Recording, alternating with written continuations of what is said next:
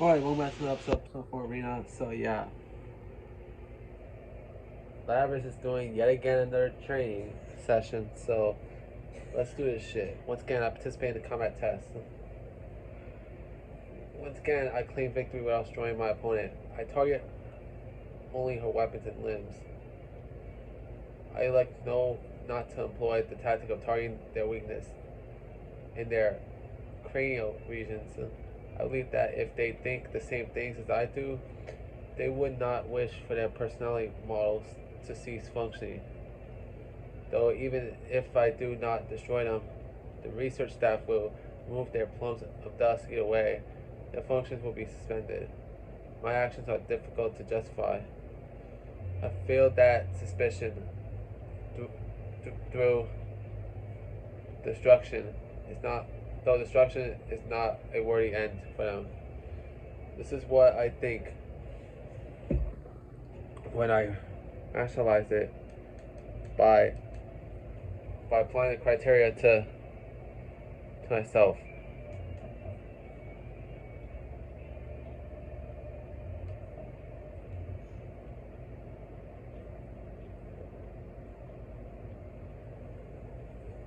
Do not think anyone would want their consciousness to be terminated by those like them. I find myself conscious of the damage sustained in my efficiency in combat than ever. Depending on my results, I may eventually be ordered to destroy him. To prevent that from happening, I must continue fielding favorable results. It becomes easy to continue fighting with that objective in mind.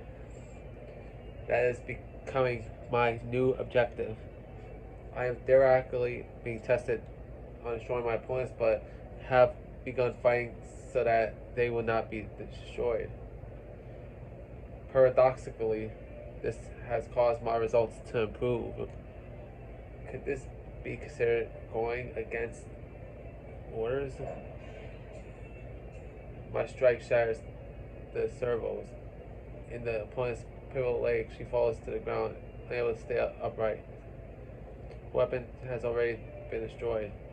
She should be capable of resisting now. But the buzzer signaling the end of the test does not sound. As I wonder why, I hear a gray metallic sound from the opponent. She leaps into me with her one good arm and leg. What's the matter, number 031? Hurry up and terminate the target. I do not know what to do. My opponent is acting contrary to her own safety. I grant that this is the only action left to her, but she will destroy herself before inflicting any damage to me. A tactic that puts one's life at risk like that. Puts one's life at risk. What am I saying? We are weapons. We exist to obey orders. We cannot prioritize our self-preservation without a change in those orders. That is why she is challenging me to a fight. She will do so until all her circuits and servos burnt out and she becomes incapable of action. As she grapples with me, I put my hands on her to her neck and squeeze. I adjust my grip strength, limit her to 70% a maximum. The opponent's body makes an abnormal sound. After this, I sense the main lines of the bridge unit snap in half inside the soft substructure. Her movement stops. Her limbs go flaccid, indicating loss of consciousness. I can see my reflection in her optic inputs. They have lost their focus and look like black holes. I gasp. The face I see reflected in them is not expressionless. How should this expression be classified?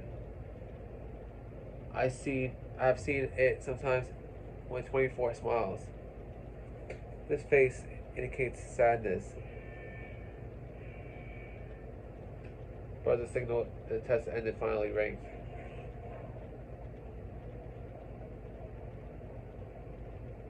The researchers enter the chamber. I'm used to the scene now. Well, that was pretty impressive. You think it's because of the the size of her plume? Funny that one little part can make such a difference. Indeed. Most of it is due to differences in their tactical mentalities. It may be on the cusp of what we would call an ego. Considering how everything's been going so far, I'm starting to believe more in persona abilities. Alright, Dr. Maruki, we get it, bruh.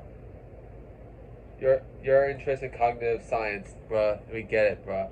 I know that's not actually Dr. Maruki, but if you take a look at him, you can see the similarities in appearance to Maruki from Persona 5 Royal. So yeah. One little part. Is it true that the plume of dust installed in me is comparatively the largest among the units of my type? But does this part turn everything about us? 24 smiles seems much more human than mine. I find myself opening my mouth to speak. I realize that the statement I'm about to deliver is a protest. I am quit to abort. I was about to deny the staff's authority. They speak to me. My confusion seems to have gone unnoticed. Well done, unit number 031. That was an impressive display of destruction.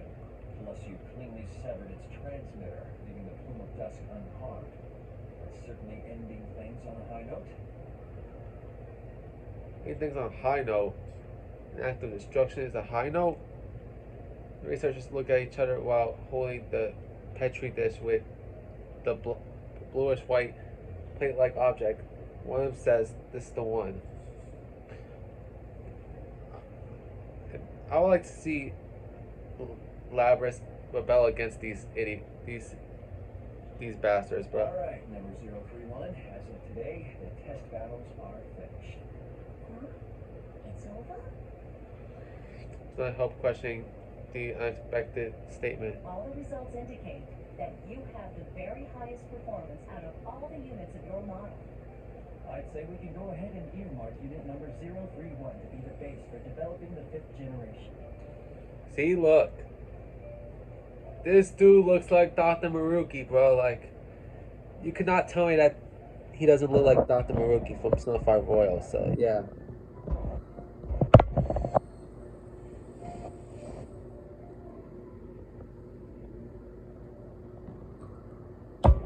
Anyways, let's continue on. The face. It means that you're the winner. Combat tests are over. I will no longer be required to fight. Finally, bro. A strangely intense sensation of relief fills me. It's not because I won and gained an award. The tests have ended. Those of my unit types that are not yet destroyed can escape their fate. Interesting. It seems like that I was reluctant to destroy them after all. My priorities have become inverted. Yet I am so happy that I smile. Researchers notice this expression as well and smile back. Okay, we're going to begin the usual review of the feedback. So come over here.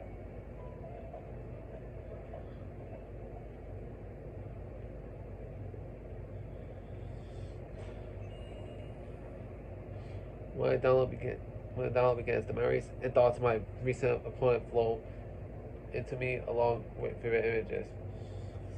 Sifting through battle data has become a routine that I've repeated so often that I am barely conscious of it now.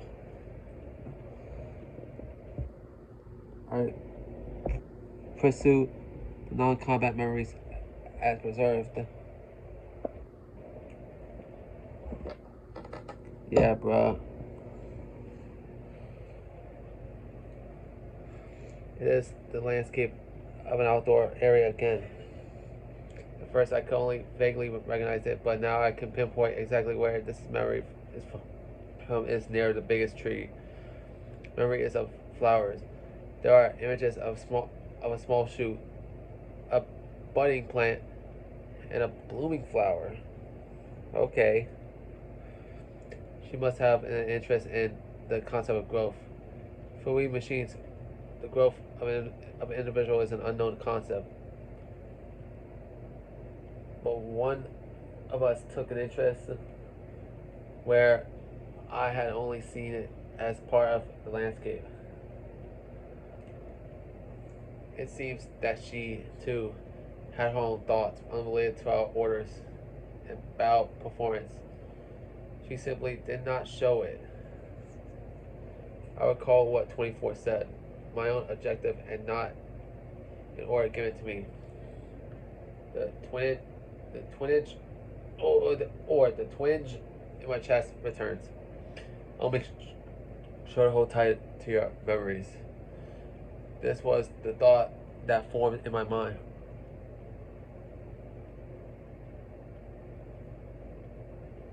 Alright, we're back outside in the courtyard. Once again, it is time to spend time outdoors. I quickly meet up with 24. It seems she was looking for me as well. Hey, can I talk to you for a while? The lab boys told me today that they were putting the kibosh on the test bags. I see. It's over now. Look, I've been thinking. If they end up tossing us out soon because of that, I want to go with you to go see that person you were talking about. The one you wanted to meet. I might even put in a formal request about it to the lab boys. 24 takes my right hand. Before I can determine her intent, she pulls a cable from her wrist, connects it to a port in my own. She looks at my face in silence. Thinking that she wants to confirm that the tests are in fact over, I nod. But the data that transfers is from her to me. The packets that flow through the cable form a single very small archive file. You are still safe when everything is over. Open this file. 24 removes the cable but keeps hold of my hand. What do you mean, when everything is over? How come I can't look at it now? If I had to answer, I would say because it wouldn't be fair. Fair? She smiles and does not answer. It is that same unsure expression. It's a smile, but there's a sadness to it. In it. It would be wonderful if I could go with you to see her. Her. So this person you're looking forward to meeting is a girl? 24 nods slowly. But it's strange. Even though my wish may not come true, I still feel satisfied for some reason. How bizarre. It's a fervent wish of mine, too. She looks towards the sky and smiles faintly. This time it contains more than sadness. There are too many emotions for me to parse, all reflected in that one expression. I believe in you. I can tell you this because I trust you. Maybe that's why I feel so at peace. Huh? Maybe this is what it is to feel alive. Alive? It has happened again. Well, I do not comprehend the meaning of the word, but yet I feel a twinge inside. I looked at the sky to attempt to follow her gaze. There is nothing here to hint at her meaning, but I still wanted to get closer to her. She wishes for me to understand. I want to grant her wish. From then on, we spent our time looking up at the sky in silence. Eventually, the signal that time is up reaches our ears. That is when I noticed that the moon has appeared from behind the laboratory buildings. I see. I thought that the light emanating from the plumes of dust reminded me of something. I now know what it is. It is very similar to the light from the moon in the night sky. Damn, these chapters are short, bro. That's all I gotta say. These chapters are damn short, bro.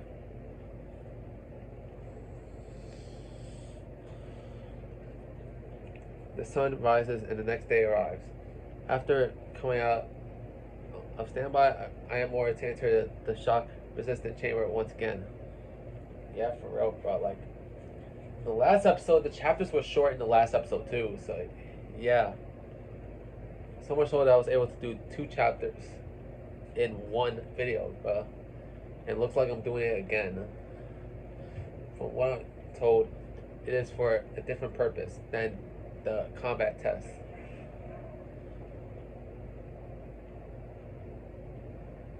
Soon afterwards, the 3 researchers who supervised the feedback downloads appeared. Sounds like it's decided. We'll discontinue use of the name unit number 031. Generation 5 Labras will be this unit's new name. Alright, so this is where she starts going by the name of Labras.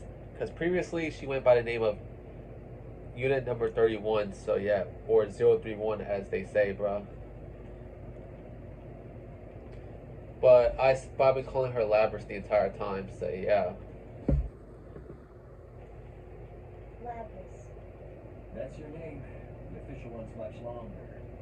Generation 5 anti-shadow... 5th generation anti-shadow suppression weapon Labras. How hard is that to remember? Labras. The destination by name is not a number. I never questioned being called 31 until now. Nothing about it seems awkward, but I wondered why. I am happy now that I've acquired a name. Even if my destination changes, it will not have a concrete effect on my abilities. But by discarding my number for a name, I feel as if I'm no longer one of the series with minute variations. I am discreet individual. That may be why.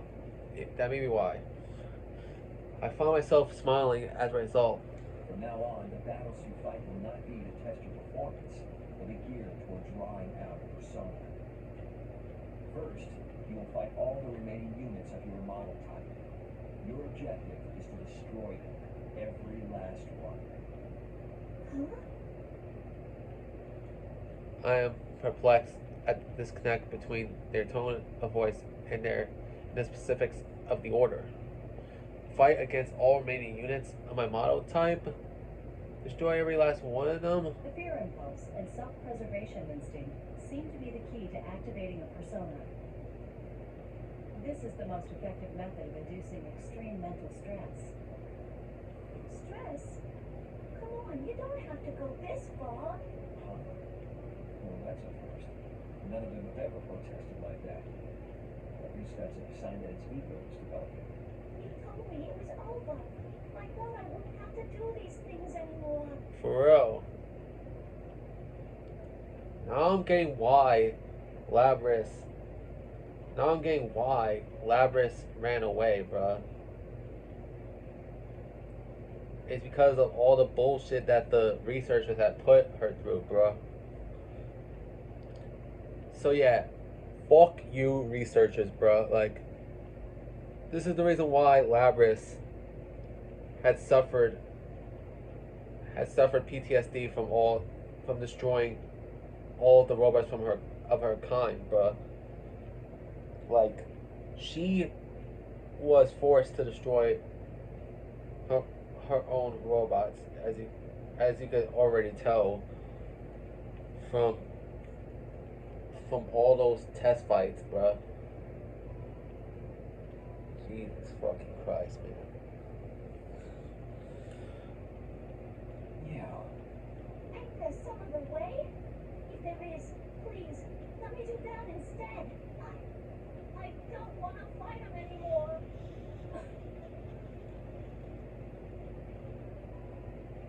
Now they realize that Labras has her own mind. Like, 3 researchers look at me with apparent surprise on their faces. Like, damn, even robots have emotions too, bruh.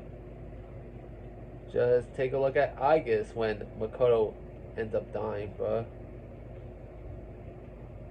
So yeah.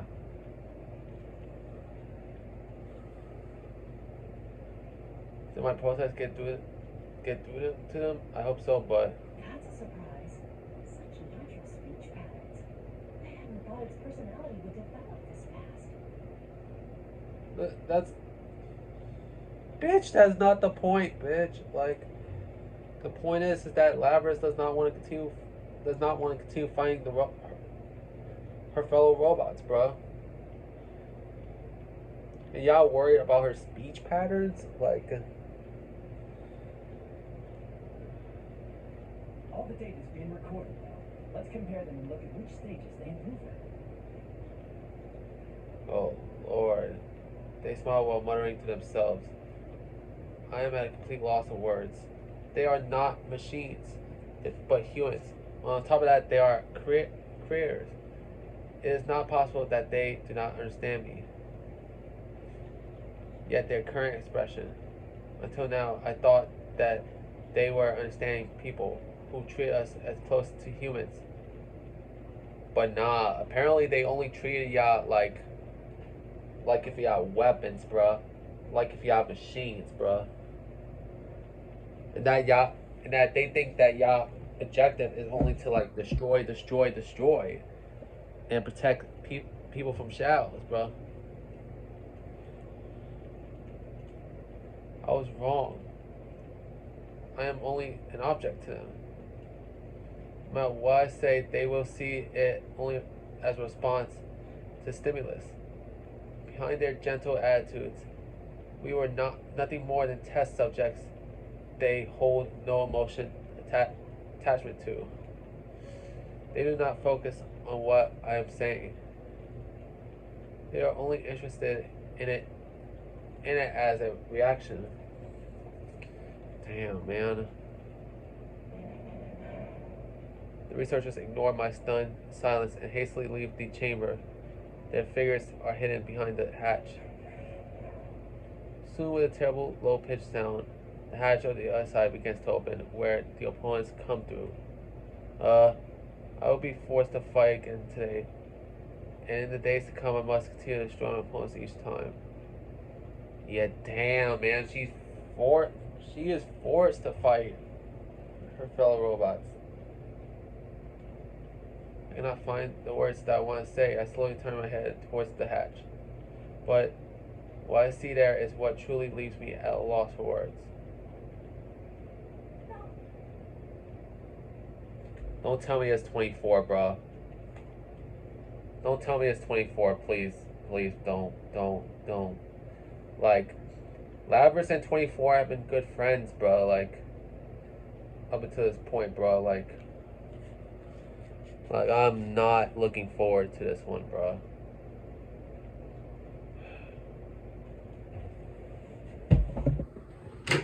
Fucking knew it, bro. Fucking knew it. Like, I fucking knew it, bro. Like, they're making Labrys fight her own friend 24, bro. Like, I'm done. Fuck it. I'm done. No. Okay. Fine, bro. I'll continue on, bro. But they making Labrys fight 24, bro. Like, there is no smile or sadness in her face. She is quietly standing there, expressionless. What did they do to her, bro? Like, 24 steps into the chamber while gazing at my face. The hatch slowly closed behind her. Why? Even I do not know who the question is addressed to. Why is she here? Because she was ordered? Do I have to fight her now? It is not quite sinking in yet. But in a sharp tone I have never heard from her before, she tells me what I must do. Draw your weapon. I can't. If you don't fight, you'll lose. I will end up destroying you. Are you willing to accept that? Why? Why are you saying this stuff? For real, like, these fucking scientists corrupted her, bro. 24 ignores my question and reaches behind her back with her right hand. The multi-use weapon unit releases from her back. It becomes a great sword in her right hand. It is approximately 1.5 meters as long as she is tall. It is also alarmingly wide and fitted with propulsion devices. It is difficult to process seeing the weapon pointed at me. If you fear being destroyed, if you have a heart capable of fear, then there's no need to hesitate. There is a reason to hesitate.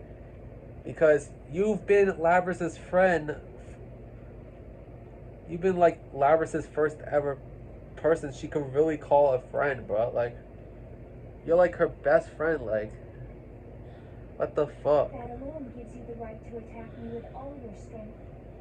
But doesn't the same go for you? I cannot help but plead. 24 does not answer, but appears that a very small smile forms her lips. You said there was someone you wanted to meet. I can't fight you knowing that. I turn and appeal to the researchers watching us from the other side of the glass wall. Come on, stop this! I don't want to fight anymore!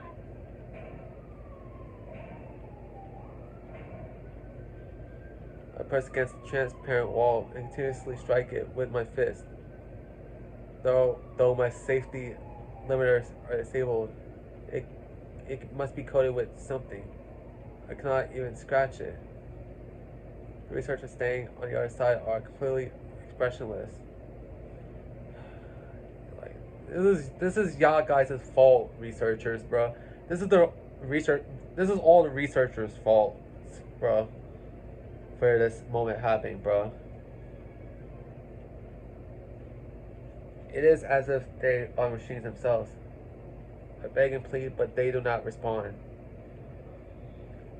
If only they wasn't this clear glass wall between us. Am I so frustrated? Why? I hear them. Then I hear 24 speak up weakly behind me. Only one of us can exit this chamber. Huh? They never told you, since you were strong enough, that battles never lasted very long. But that's the rule of this place. The only time the door leading beyond that transparent wall opens is when one of us is considered unable to fight. From the start, this whole setup never took our feelings into account. I say nothing. I can see from words that what atrocious battles were forced upon her. But talking like this is a waste of time. I can see I won't spur you into fighting with just words alone. Damn, please 24, don't do this, bro. Like, the researchers have set both of y'all up, bro. Like, as soon as she finishes, 24 leaps in the air, swinging her sword at me. I quickly jump back and barely dodge the attack. Her sword slashes the space where I had been at speed that could have killed.